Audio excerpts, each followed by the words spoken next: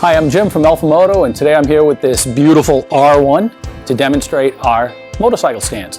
Front and rear stands, 2 in a box, so you're all set to lift the front and the back of the bike. Some assembly is required, but it's simple and straightforward.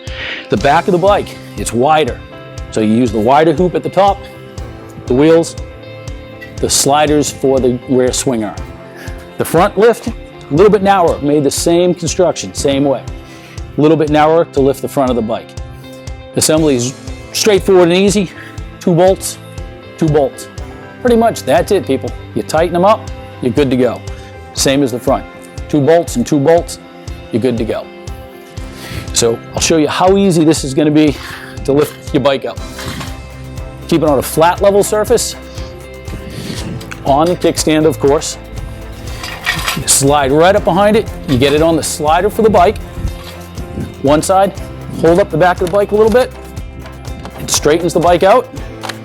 One hand, down it goes. Nice, straight, easy. Total access to your back tire, to your chain for detailing and any maintenance items. The front of the bike, straighten your wheel out. Get the front stand.